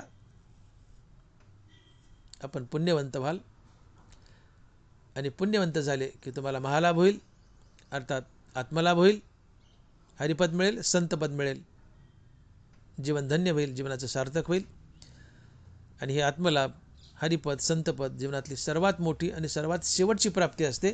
त्यापुढं काही प्राप्त करायचं शिल्लक राहिलेलं नसतं. आणि म्हणून महाराज म्हणतायत की मी सज्जनांची, अर्थात संतांची नावं घेतो, संतांच्या नामाचा जाप करतो, त्यामुळे मला अगणित पुण्य मिळालं, मी पुण्यवंत झालो. आणि या संत नामाने आणि या पुण्याने मला महालाभ झाला, अर्थात मला आत्मलाभ झाला, हरिपद मिळालं, संतपद मिळालं आणि ते फुकटात मिळालं. हे तुम्हालाही मिळावं अशी माझी इच्छा आहे. तुकोबाराय म्हणतात तुम्हालाही अख्ख्या जगाला मिळावं अशी माझी इच्छा आहे. म्हणून तुम्ही संतांचा नामजप करा, सज्जनांचा अर्थात संतांचा नामजप करा. फायदा का? तर अगाध पुण्य अर्थात पुण्यवंत व्हाल आणि या पुण्याच्या बळावर, या संतांच्या नामजपाच्या बळावर तुम्हाला हे महालाभ होईल, अर्थात आत्मलाभ होईल, हरिपद मिळेल, संतपद मिळेल आणि ते फुकटात मिळेल, काही न कष्टपडता मिळेल. आणि म्हणून महाराज म्हणतात की नेगे माझी वाचा तुटी, महालाभ फुकासाठी. नाम घेता न लगे मोल, फुकटात मिळेल. नेगे माझी वाचा तुटी, महालाभ फुकासाठी. पुढे महाराज अभंगाच्या 3ऱ्या चरणात संत जपानं आणि या पुण्यानं काय फायदा होतो हे अभंगाच्या 3ऱ्या चरणात सांगतात. आणि महाराज लिहित आहेत की विश्रांतीचा ठाव पायी संतांच्या भाव. विश्रांतीचा ठाव पायी संतांच्या भाव. संतांच्या नामजपानं आम्ही पुण्यवंत झालो किंवा प्रत्येकजण पुण्यवंत होतो या नामजपानं आणि या पुण्याने. संतांच्या नामजपाने पहिला फायदा आम्ही पुण्यवंत होतो या नामजपाने आणि पुण्याने. आम्हाला दुसरा फायदा काय? तर आम्हाला महालाभ होतो. कशाचा? तर आत्मलाभाचा, हरिपदाचा, संतपदाचा. आणि तिसरा फायदा होतो संत शरणागतीने अर्थात संतांच्या नामस्मरणाने, संतांच्या चरणावर लोळल्याने आम्हाला विश्रांती मिळते.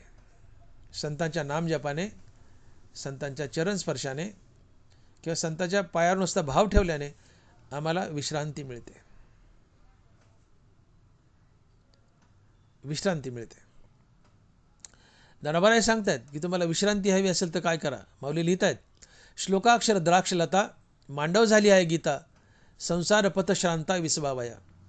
तुम्ही संसार करताना दमलेत, शिनलेत, भागलेत आणि तुम्हाला विश्रांती हवी आहे तर तुम्ही गीतेच्या, ज्ञानेश्वरीच्या श्लोकाच्या, ओव्याच्या या द्राक्षरूपी वेलीखाली येऊन बसा.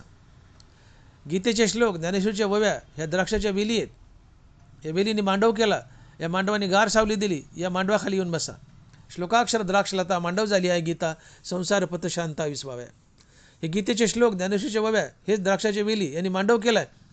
विश्रांती हवी तर या गार सावलीत मांडवाखाली येऊन बसा, तुम्हाला विश्रांती मिळेल. श्लोकाक्षर द्राक्षलता मांडव झाली आहे गीता, संसार पथ शांता विसवावया. संसार करताना शिनलेत, भागलेत, दमलेत, विश्रांती हवी आहे. ज्ञानेश्वरी वाचा, गीता वाचा, पूर्ण विश्रांती मिळेल.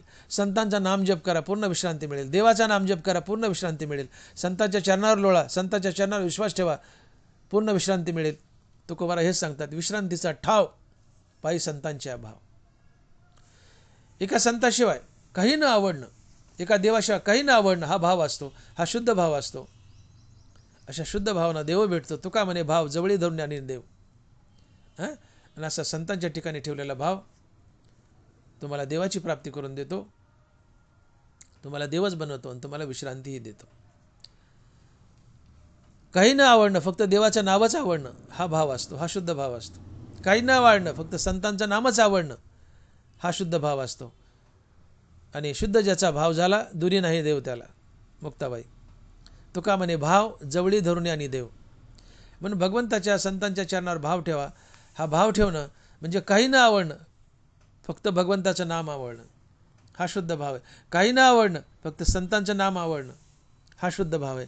आणि असा संतांच्या चरणावर भाव ठेवला की तुम्हाला संत संतच बनवतात, तुम्हाला मुक्त करतात आणि तुम्हाला विश्रांतीही लाभते.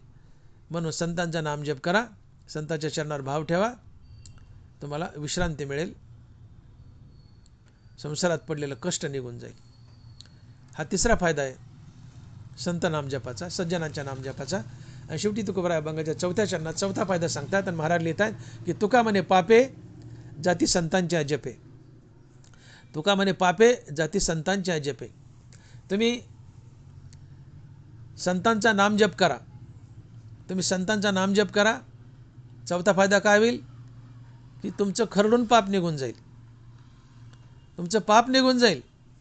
आणि पाप निघून गेलं, पदरी पाप असेल तर वासना वाईट आहे, पाप असेल देव आवडत नाही, देवाचं नाव आवडत नाही, पण पाप निघून गेलं आणि संतांचं नामजप चालू आहे, पाप निघून गेलं, पुण्य आलं, तुम्हाला देवाचं संतांचं नाम घ्यावं वाटेल. कारण पदरी पुण्य असेल तर देवाचं नाव घ्यावं वाटतं. म्हणजे देवाचं नाव घ्यायला परमार्थाला जे पाप आडवं येते ते संतांच्या नामजपाने पाप निघून जाईल, जीवनात पुण्य येईल, तुम्ही परमार्थाला लागाल. आणि मग संतांचा नामजप करा, पाप नाहीसं होईल. आणि मग महाराज म्हणतात की तुका म्हणे पापे जाती संतांची अजपे, विठोबा रखुमाई, विठोबा रखुमाई, जय जय विठोबा रखुमाई, विठोबा रखुमाई, विठोबा रखुमाई. सारांश, सज्जन म्हणजे संत. संतांना सज्जन म्हणतात. आपण सुरुवातीला सांगितलं सत अधिक जन, पण इथं शेवटच्या चरणात तुका म्हणे पापे जाती संतांची अजपे, यावरूनही कळतं की सज्जन तुकोबारांनी संतांनाच म्हटले. तिसऱ्या चरणात म्हटले विश्रांतीचा ठाव पायी संतांचे अभाव, म्हणजे 2 चरणात संत शब्द आलाय. यावरूनही सिद्ध होतं की सज्जन हा शब्द संतासाठी वापरलाय. तर सज्जन म्हणजे संत. तुम्ही सज्जनाचा अर्थात संतांचा सातत्यानं नामजप करा. त्याचा फायदा काय, तर तुम्ही पुण्यवंत होता, तुमच्या जीवनात गडगंज पुण्य येतं. हा पहिला फायदा. या पुण्याच्या बळावर आणि या संत नामजपानं तुम्हाला महालाभ होतो, अर्थात आत्मलाभ होतो. हरिपद आणि संतपदाची प्राप्ती होते, तुम्ही मुक्त होता. हा दुसरा फायदा. आणि याच पुण्यानं आणि संतांच्या नामजपानं तुम्हाला विश्रांती मिळते, तुमचं मन स्थिर बनतं, तुमच्या जीवनातल्या अडचणी निघून जातात, तुम्हाला विश्रांती मिळते, निवांतपणा मिळतो, तुम्ही स्थिरावता. हा तिसरा फायदा. आणि याच संतांच्या नामजपानं चौथा फायदा तुकोबाराय सांगतायत आणि महाराज लिहित आहेत की तुमच्या पदरी असलेलं तुमच्या पदरी असलेलं पूर्ण पाप खरडून निघून जातं. चौथ्या चरणात महाराज सांगतायत की संतांच्या नामजपानं तुमच्या पदरी असलेलं पाप खरडून निघून जातं, तुम्ही पापमुक्त होता. आणि पाप निघून गेलं, संत जपाने पाप निघून गेलं की संत जपानं पुन्हा पुण्य येऊ लागतं. आणि पुण्य आलं की तुम्हाला देव आवडतो, संत आवडतात. मग तुम्ही संतांचा आणि देवाचा नामजप करू लागता. मग नामजपानं पुन्हा पुण्य, या पुण्यानं संतांनी देव आवडतात. संतांनी देव आवडले की त्यांचं नाव घेता. नाव घेतलं की पुन्हा पुण्य, पुण्यानं पुन्हा नामाची गोडी, पुन्हा नाम घेता. नाम घेतलं पुन्हा पुण्य, पुण्यानं पुन्हा नामाची गोडी, पुन्हा देवाने संताचं नाव घेता. देवाने संताचं नाव घेतलं की पुन्हा पुण्य, पुण्यानं पुन्हा देवाने संत यांच्या नामाची आवड, या नामानं पुन्हा पुण्य. This is called as a vicious cycle. हे चक्र चालूच असतं. पुण्यानं नामाची आवड, नामाने पुण्य, पुण्याने नामाची आवड, नामाने पुन्हा पुण्य. हे पुण्याने नाम, नामाने पुण्य हे चालूच राहतं. तुम्ही पुण्यवंत बनता. आणि पुण्यवंत बनले की तुमच्यासारखे श्रीमंत तुम्हीच. या पुण्याच्या बळावर, पुण्य कॅश आहे, पुण्य चलन आहे, तुम्ही संसारिक आणि परमार्थी काही वस्तू प्राप्त करू शकता. या पुण्यानं, संताच्या नामजपानं तुम्ही पुण्यवंत बनता. आणि या पुण्यानं संसारात पाहिजे त्या वस्तू आणि पद्धत तुम्हाला मिळतातच, पण परमार्थातले सगळ्यात मोठं पद हरिपद आणि संतपद तेही तुम्हाला मिळतं. तुम्ही मुक्त होता, जीवन धन्य होतं. आणि म्हणून पुण्यवंत होण्याचा प्रयत्न करा. आणि पुण्याने सगळं मिळतं. तर पुण्यवंत व्हायचं कसं, तर घेता सज्जनांची नावे. पुण्यवंत व्हावे, घेता सज्जनांची नावे. पुण्यवंत व्हा तर कसं व्हा, तर घेता सज्जनांची नावे. ज्ञानेश्वर माऊली, ज्ञानराज माऊली तुकाराम. ज्ञानेश्वर माऊली, ज्ञानराज माऊली तुकाराम. जय विठ्ठल, जय जय विठ्ठल. बोली लिहिले कुरे वेळी वाकुडी उत्तरे. पुंडलिक वरदे हरी विठ्ठल श्री ज्ञानदेव तुकाराम. गोपाल कृष्ण भगवान की जय. माऊली ज्ञानेश्वर महाराज की जय. जगद्गुरु तुकाराम महाराज की जय. विठ्ठला विठ्ठला विठ्ठला विठ्ठला विठ्ठला विठ्ठला विठ्ठला. ज्ञानदेव तुकाराम, ज्ञानदेव तुकाराम. तुकाराम तुकाराम तुकाराम तुकाराम तुकाराम तुकाराम तुकाराम तुकाराम तुकाराम तुकाराम.